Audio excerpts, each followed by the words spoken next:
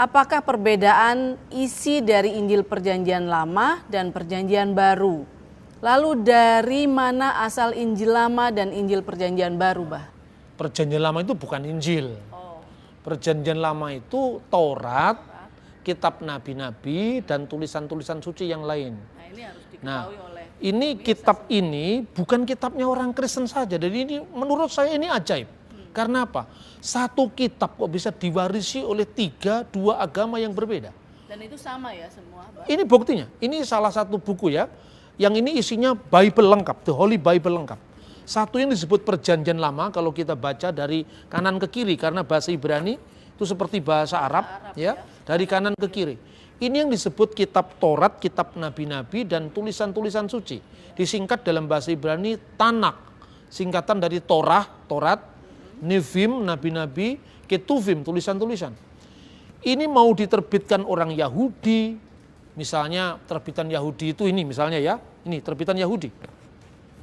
Ini dikenal dengan Tanakh ya, The Torah Prophet Writing. Ini terbitan Yahudi. Terbitan Yahudi ini diawali juga dari kitab Kejadian awalnya ya, dengan ini terjemahan bahasa Inggris. Ini bukan Kristen. Ini yang punya kitab ini orang Yahudi yang tidak percaya Yesus ya toh. Tetapi kitabnya sama saya kira dengan kitab Kristen ya, Tauratnya diawali dari ini. Bereshit bara Elohim et hasamayim ve et saaret ve haaret hayyetah tohu wa pohu wa hosek alfedetehom berruah Elohim merah kefet alvin hamayim. Sama persis dengan kitab Kristen. Ini juga bunyinya. Bacaannya sama. Bereshit bara Elohim ini kitabnya Kristen. Diterbitkan oleh Trinitarian Bible Society di England. Ini terbitan Mesorah Publishing House, Yerusalem, New York, ini Yahudi. Kitab yang sama diimani, dipakai dengan tafsiran yang berbeda di dua agama yang berbeda. Yang sudah berpisah 2000 tahun. Apakah ini bukan mujizat? Ini bukti-bukti naskahnya, jangan hanya membaca Alkitab terjemahan, harus dibaca teks aslinya. Bahkan saya punya rujukan yang lebih tua, ini adalah Taurat Samaria. Orang Samaria itu orang Yahudi yang ditolak pasca pembuangan dari Babel, kira-kira abad ke-5 sebelum Masehi. Dia punya Taurat namanya Taurat Samaria. Ini kitabnya Kejadian juga berbunyi Bereshit bara Elohim, hanya dia membaca dengan dialek yang berbeda. Ini kemudian penulis ini memberikan contoh, ini Sefer Bereshit, ini Taurat Samaria, Torah Somron, ini Taurat Yahudi. Yahudi dan Kristen pakai ini, Samaria pakai ini satunya. Bacaannya bisa beda, tapi huruf-hurufnya sama. Bereshit bara Elohim. Cara bacanya. Cara membacanya dialek yang berbeda ya, kayak bahasa Arab lah. Orang Mesir membaca jim jadi gim. Idza jaa nasrullah, idza gaa nasrullah. Hampir sama dengan itu. Dia tidak membaca Bereshit bara Elohim, tapi Bereshit bara Elohim. Karena orang Yahudi Askenazim yang di timur, yang di barat membaca Elohim. Yang di timur membaca Elohim, orang Samaria membaca Elohim, tetapi kitabnya sama. Nah, yang kedua yang namanya kitab Nevim, nabi-nabi kecil dan nabi-nabi awal dan nabi-nabi akhir. Dari nabi akhir itu dibagi lagi menjadi nabi-nabi besar, nabi-nabi kecil. Karena tebal tipisnya kitab. Nah, nabi-nabi awal ya, nabi-nabi akhir semua ada di sini. Ini kitabnya Yahudi dan ini terjemahan Kristen ini. Maka di sini kitab Tanak, di atasnya Kitabul Muqaddas. Ini terjemahan Arab Ibrani. Kalau Anda bisa lihat ini banyak sekali bukti-bukti seperti ini. Kenapa iman Kristen itu sering dipertanyakan? Karena orang Kristennya sendiri tidak bermutu. Itu jawaban yang jujur seharusnya, makanya imannya sering dipertanyakan, dia hanya berdoa tidak menjawab itu loh. Ini menjengkelkan, termasuk menjengkelkan bagi saya. Karena apa? Iman kita ini seharusnya bisa dipertanggungjawabkan secara akademis, secara ilmiah. Ini salah satu kitab yang diterbitkan di Lebanon. Jami'ah Antuniyah.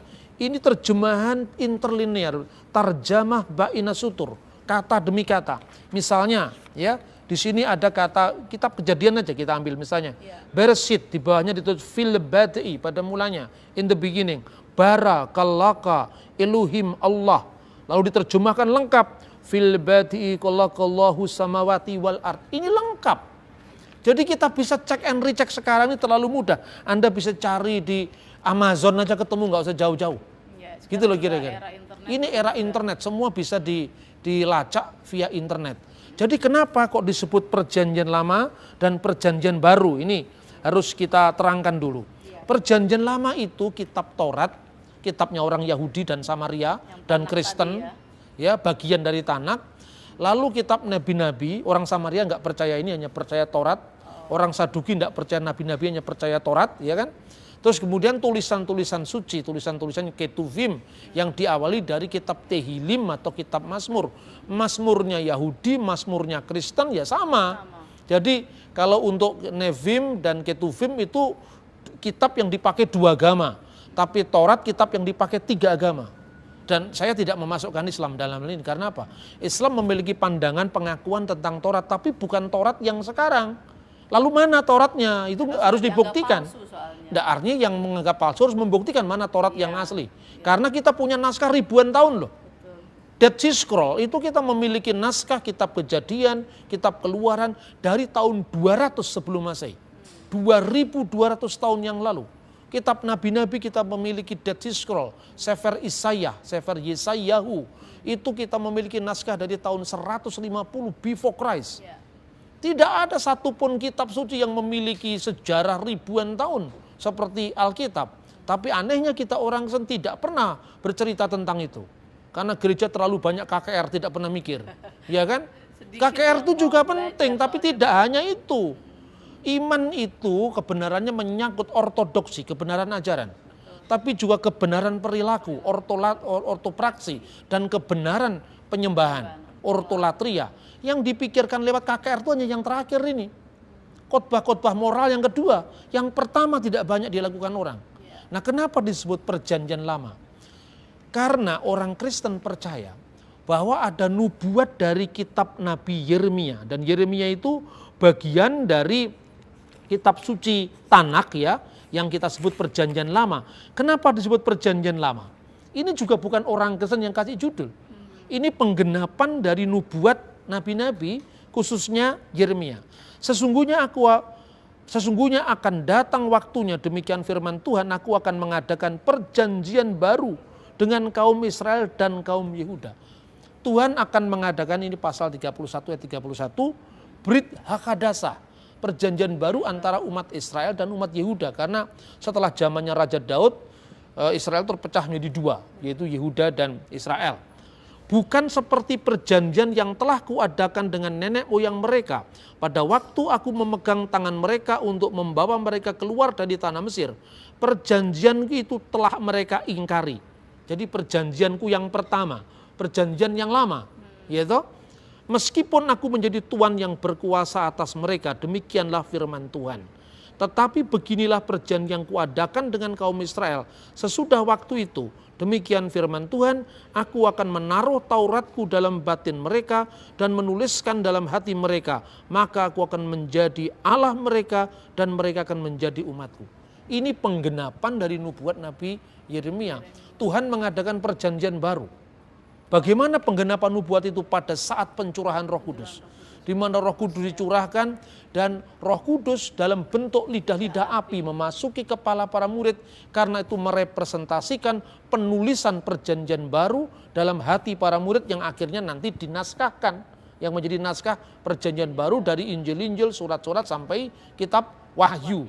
Jadi di sini konteksnya bukan Injil tertulis yang kemudian didiktekan oleh malaikat. Konsep seperti itu tidak pernah ada di dalam iman Kristen. Jadi kita tidak bisa memahami ajaran Kristen dari sudut pandang agama lain. Itulah maknanya perjanjian baru. Maka kitab-kitab yang berisi tentang penggenapan nubuat-nubuat Musa, kitab nabi-nabi, dan tulisan-tulisan suci yang lain itu ditulis yang kemudian jadi naskah perjanjian baru. Saya sudah katakan, naskah perjanjian baru ini pun antara penulisnya dengan kitab yang tertua yang ditemukan ada yang berjarak hanya 15 tahun. Jadi sebelum naskah kita ini berbentuk kodek ya, yaitu dalam bentuk kitab berjilid, itu sudah ada dalam bentuk apa? Papirus. Kita masih bisa lihat ini, papirus-papirus itu masih eksis sampai hari ini.